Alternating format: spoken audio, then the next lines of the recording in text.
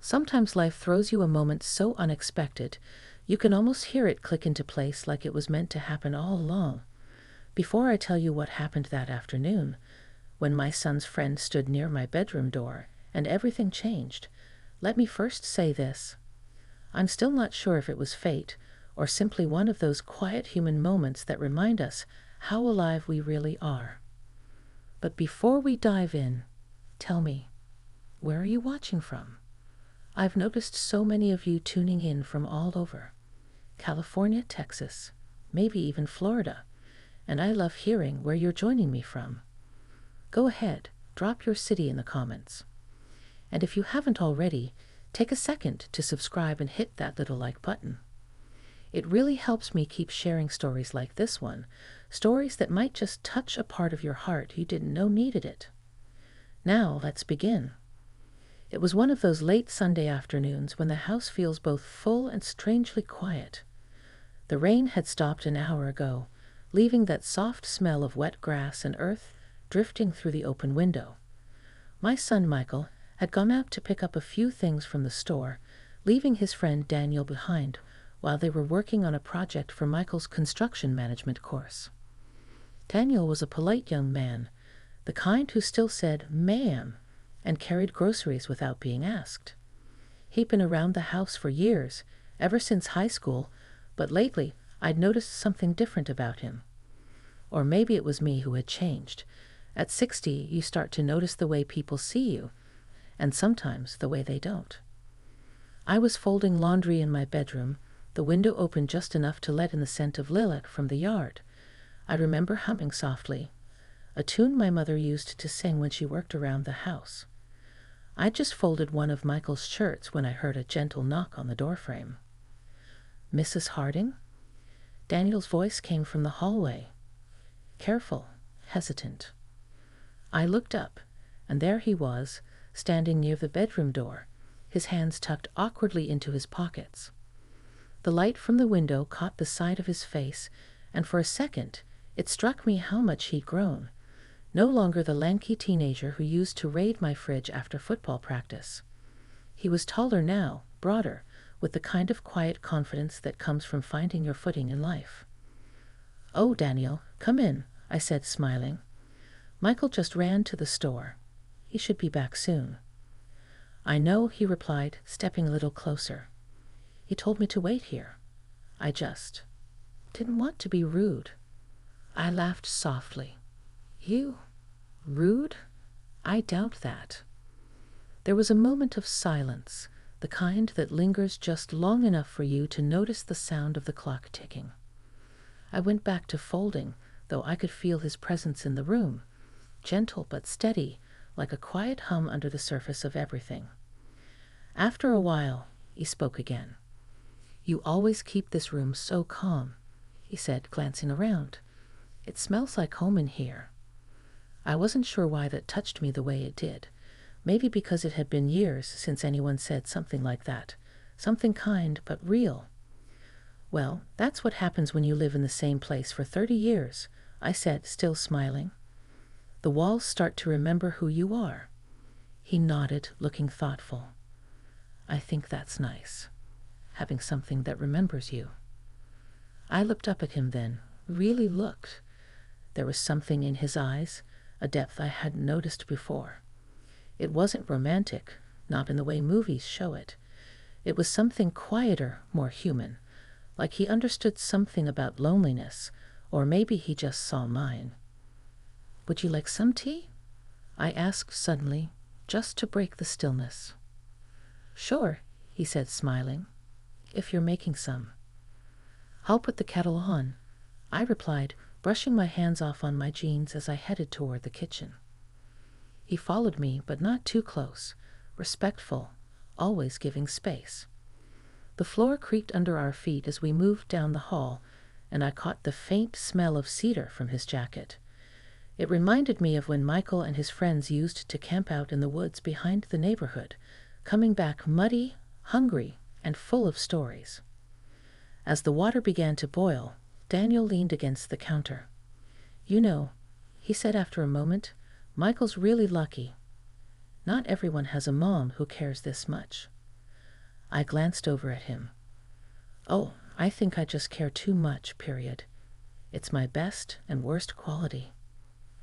He smiled. "That's not a bad thing."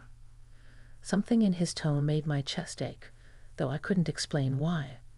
Maybe it was just the sound of being seen, of being appreciated for something you'd long stopped being thanked for. We talked for a while after that, about little things. His new job at the design firm, the way the town had changed since he was a kid, even how he missed his mother's cooking since moving out. It was ordinary conversation, yet it filled the room in a way that felt almost sacred. At one point, the kettle whistled, sharp and sudden, breaking the moment. I poured the water into 2 mugs and handed one to him.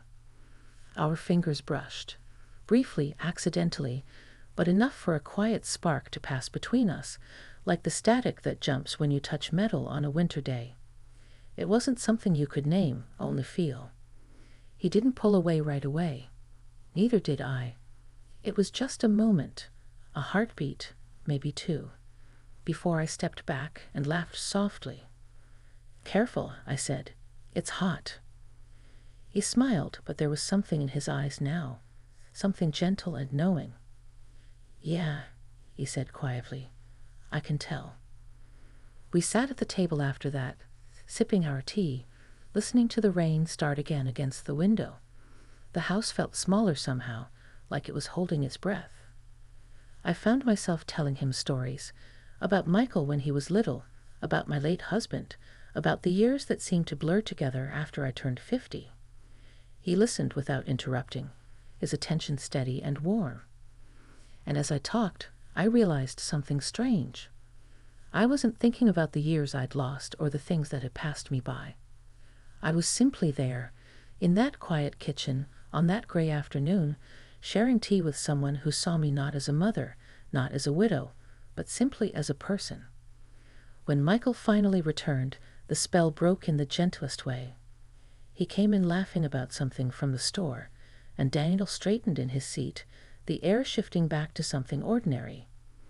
But before he left that day, Daniel turned back at the doorway.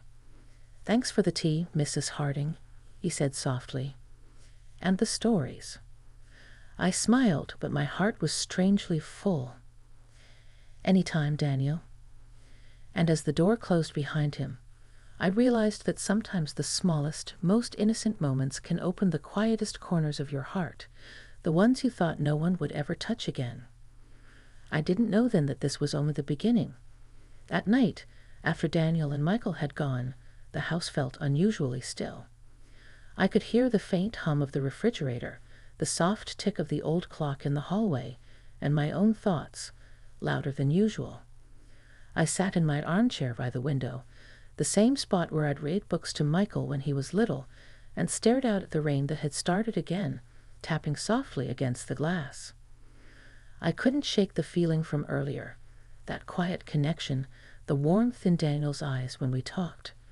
It wasn't something I'd asked for or expected. At 60, you don't look for new stories to unfold. You simply tend to the ones already written. And yet there it was, a flicker, a feeling I hadn't felt in years. Not romance, not longing exactly, but a recognition of being seen, really seen, after so long of blending into the background of everyone else's lives. The next few days passed quietly. Michael was busy with work, in and out of the house like a gust of wind, and Daniel didn't come by. But the memory of that afternoon lingered, the sound of his voice, the way he'd said it smelled like home in my room, the way his presence had filled the space without needing to say much at all. By Thursday, I had convinced myself it was nothing, just a nice conversation with a kind young man. Still, when I heard the knock at the door that evening, my heart gave a small, unexpected leap. It was Daniel. "Hi," he said when I opened the door. "Michael told me he'd be home late. I came to drop off some plans for him, but I thought I'd check if you needed help with anything." I hesitated for a moment, surprised but not unhappy to see him. "Come in, Daniel.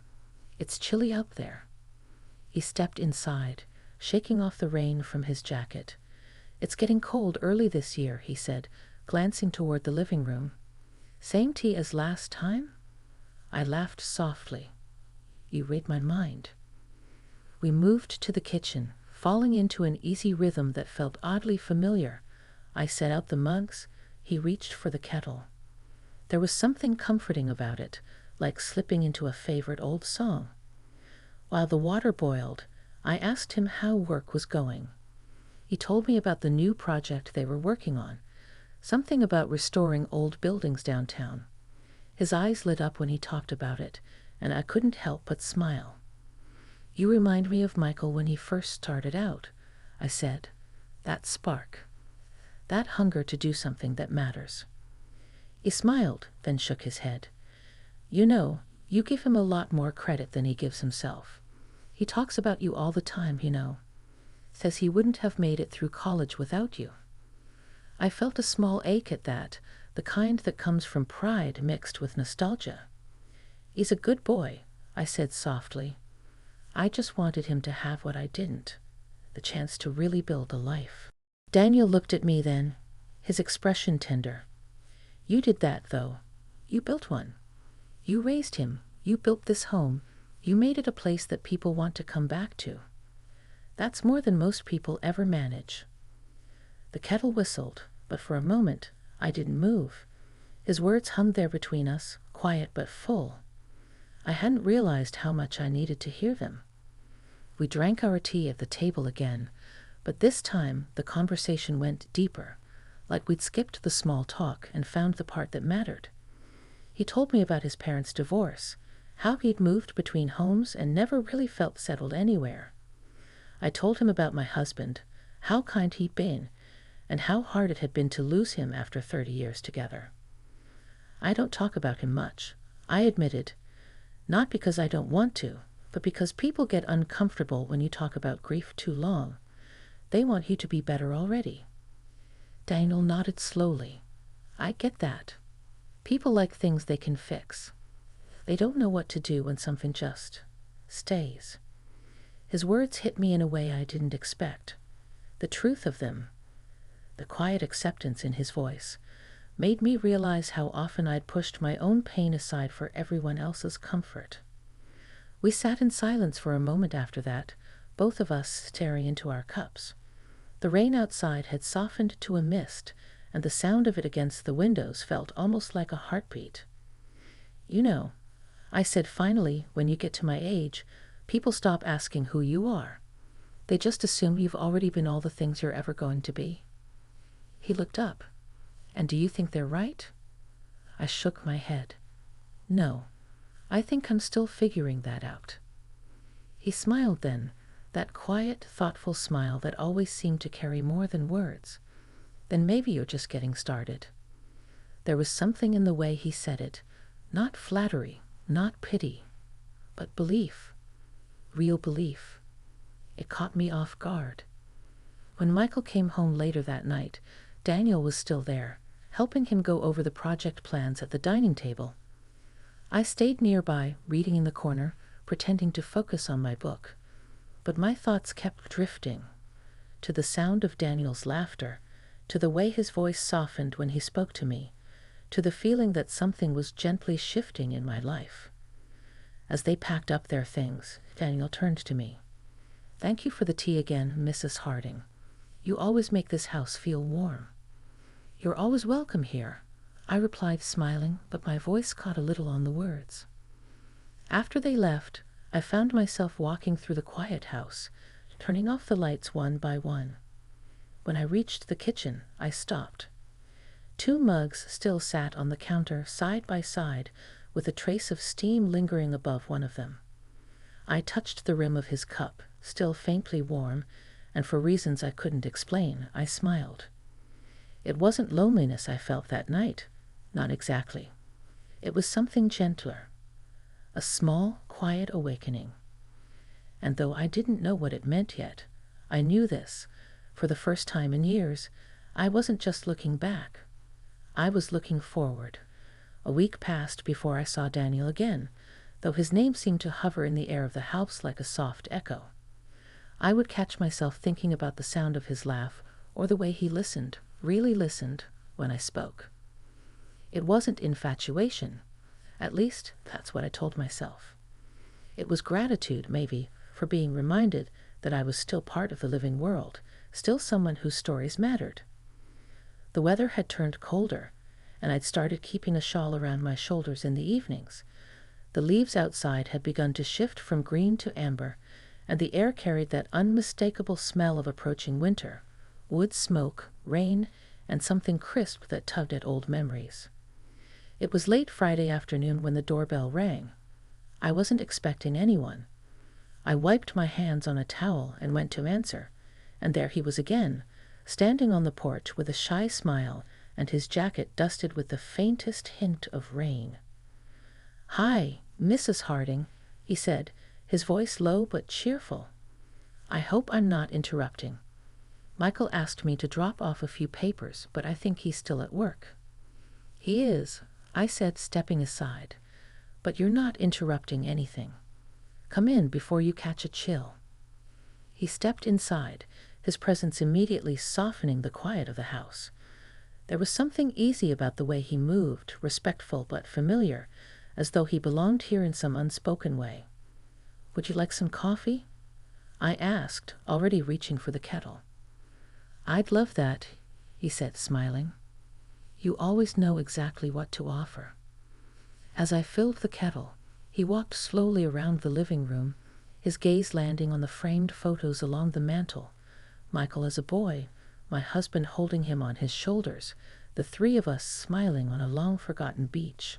He picked one up carefully, his fingers tracing the edge of the frame. "That's your husband, right?" he asked softly. "Yes," I said, my voice steady but quiet. "That was taken the summer before he got sick." Daniel looked at the photo for a long moment, then set it back gently. "You two look really happy." "We were," I said. He had a way of making life simple. Kindness came easy to him. Daniel turned to me. "You have that too, you know." The words lingered longer than they should have. I busied myself with the coffee, but I could feel my cheeks warm. It had been a long time since anyone had said something like that to me, not out of politeness, but because they meant it. When the coffee was ready, we sat at the small table by the window. The rain had started again, the kind that makes the whole world seem to slow down. Daniel wrapped his hands around his mug, staring out at the gray sky. "You ever feel like you're stuck between who you were and who you're supposed to be?" he asked suddenly. I looked at him, surprised by the question. "All the time," I admitted, "though I suppose at my age, people think you're supposed to have it all figured out by now." He smiled faintly. "I think we're always figuring it out. I used to think adulthood meant certainty. Turns out it's just learning to live with questions." I couldn't help but laugh. "You sound older than you are." He shrugged. "Maybe I just pay attention." Something about that answer settled deep inside me. There was no rush in his presence, no pressure to be anything other than exactly what we were in that moment. Two people sharing warmth against the chill, two lives quietly overlapping for reasons neither could fully name. We talked for hours, about his dreams of opening his own studio one day, about the way he missed his grandparents' house in the countryside, about the loneliness that sometimes crept in when he came home to an empty apartment. And I told him things I hadn't told anyone in years, how strange it felt to grow older in a world that seemed to move faster every day, how I sometimes missed the version of myself who believed every tomorrow would be new and bright. "You still have that light," he said softly, almost as if to himself. I met his gaze and felt something shift. Not the kind of spark that comes with youth, but a steady warmth, the kind that glows slow and sure, like embers that refuse to die out. For a long time, neither of us spoke. The sound of the rain filled the silence, steady and rhythmic. It wasn't uncomfortable. In fact, it felt grounding. When the clock struck 8, I realized how late it had gotten. "You should probably go before the roads get slick," I said, though a part of me didn't want the evening to end. He stood and reached for his jacket. "You're probably right." As he moved toward the door, he paused, turning back to face me. "I'm really glad I came by tonight," he said. "You make this house feel different. It's hard to explain." I smiled, trying to keep my voice steady. "Different can be good." He nodded slowly. "Yeah, it is." When he left, the quiet rushed back in, but it wasn't empty anymore. The air still held the faint scent of his cologne, something woodsy clean. I walked to the window and watched his car disappear down the street, the taillights glowing red against the mist. For a moment, I stood there with my hands around my mug, feeling the warmth fade. I thought about the years behind me, all the dinners cooked, the birthdays celebrated, the losses endured, and then about that simple evening shared over coffee, and how it made everything feel new again, just for a little while. That night, I couldn't sleep. I kept turning over the memory of his voice, his words, the way he looked at me when I talked about my husband. It wasn't wrong, I told myself. It was just human, a meeting of hearts that recognized something familiar in each other. And yet, as I lay there in the dark, listening to the rain on the roof, I couldn't help but wonder if moments like that were meant to stay as they were, fleeting, beautiful, untouched, or if life had more in store for us than either of us dared to imagine. It was almost a month later when the story reached its quiet turning point, though I didn't see it coming. Life had fallen into its familiar rhythm again, the steady loop of mornings with coffee, afternoons in the garden, evenings with an old record spinning softly in the background. Yet beneath all that ordinariness, something inside me had begun to shift. I hadn't seen Daniel since that last evening. Michael had mentioned he was working late hours, traveling out of town for a project. I told myself that was for the best, that whatever had passed between us should stay where it belonged, in the safe, small space of memory. But the truth was, every so often I'd glance at the front window when a car slowed on our street, or I'd find myself setting out 2 mugs before catching the mistake and putting one back. Then, one Saturday morning, I heard a knock at the door. When I opened it, Daniel stood there again, a little tired-looking maybe, but with the same warm eyes that had always seemed to carry more kindness than he knew what to do with. He smiled gently.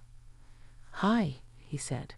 "I was driving by, and I don't know. I just wanted to stop and say hello." Something in my chest loosened. "Come in," I said softly. "It's been a while." The morning sunlight spilled through the window as he stepped inside. The air between us felt both familiar and new, as though time had folded and brought us back to where we left off. I made coffee. Of course I did, and we sat at the kitchen table like we had before. For a while, we didn't talk much. The quiet was easy, like we both needed a moment to remember how to just be. He looked around, smiling faintly. "It feels strange how much this house feels like a memory," he said. "Maybe that's because you've made a few here now," I replied. He laughed softly. "Maybe.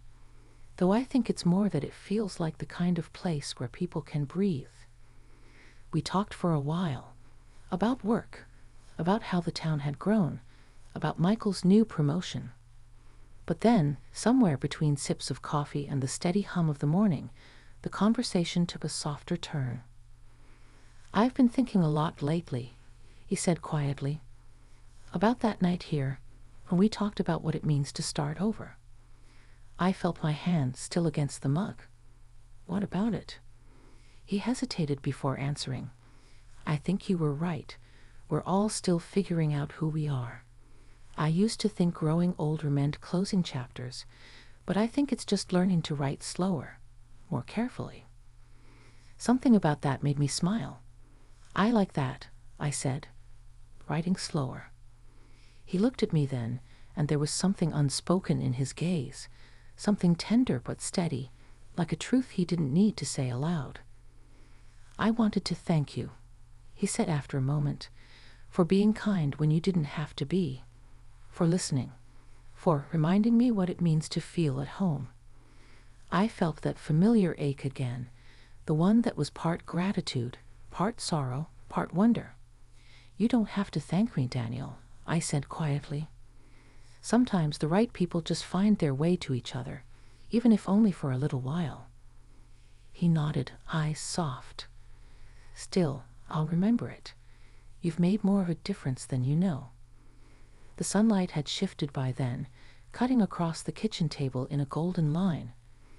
I noticed the way the dust caught in the air, dancing in the light like tiny sparks. The house felt full again, not of noise, but of life. We talked for another hour or so before he finally stood to leave. At the door, he turned to me, his hand resting lightly on the frame, the same spot where he'd stood that first day. "I don't know where life's going to take me next," he said, "but I hope you know you've been one of the good things in it."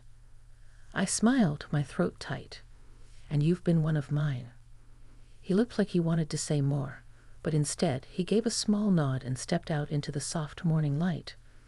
I watched him walk down the path, the sound of his footsteps fading slowly, until all that was left was the wind through the trees and the distant hum of a passing car. When the door closed, I leaned against it for a moment, breathing in the stillness. The house didn't feel empty anymore. It felt peaceful, like it had witnessed something small but important, something only it would remember. That evening, I sat by the window again with my shawl and a cup of tea. The sky outside was turning the color of honey and ash. I thought about my life, about the years behind me, the moments that shaped me, and the ones that had surprised me when I least expected it. And then I thought about Daniel, about the way kindness can appear in the most ordinary moments, and how connection doesn't always need to last forever to matter deeply. It isn't a love story, not in the way people expect. It's a story about two people who met in the quiet space between what was and what could still be, and found, in that space, a reminder that life continues to unfold, even when you think your best chapters are behind you. Before turning in for the night, I stepped outside onto the porch. The air was cool, the kind that smells faintly of rain and leaves. I looked up at the stars, small and scattered, and I smiled to myself. Because for the first time in a long while, I didn't feel like I was waiting for something to happen.